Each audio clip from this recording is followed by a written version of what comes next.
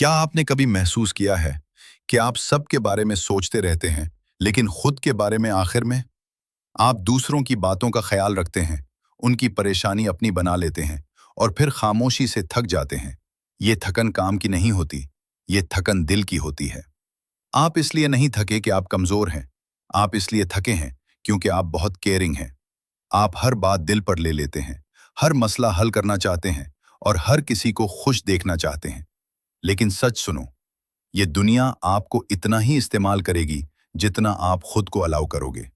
लोग आपकी अच्छी नीयत देखते हैं, लेकिन उसकी कीमत आप ही अदा करते हैं। आहिस्ता आहिस्ता आप कहना भूल जाते हैं, नहीं। आप खुद को आखिर में रखते हैं और फिर हैरान होते हैं कि एनर्जी क्यों खत्म हो गई। लेकिन अच्छी बात यह है, केयर करना गलत नहीं है, हद से ज्यादा केयर करना गलत है, और हद आपको खुद बनानी पड़ती है। अब हल सुनो। सबसे पहले ये समझो कि हर मसला आपका नहीं होता। मदद करना अच्छी बात है, लेकिन हर बोझ उठाना जरूरी नहीं। दूसरी बात, न कहना सीखो बगैर खुद को गिल्टी फील कराए। न कहना बदतमीजी नहीं, खुद की हिफाजत है।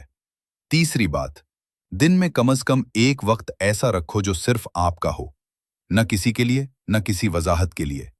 और सबसे अहम बात, अपनी कदर इस बात से मत नापो कि आप दूसरों के लिए कितना करते हो। आपकी कदर इस बात से है कि आप खुद के साथ कितने सच्चे हो।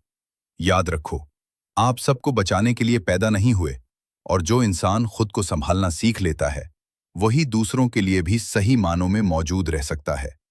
आज एक छोटा सा फैसला करो, अपनी केयर अपनी तवानाई के मुताबिक बांटो, क्योंकि अपने आप को खत्म करके किसी को नहीं बचाया जा सकता।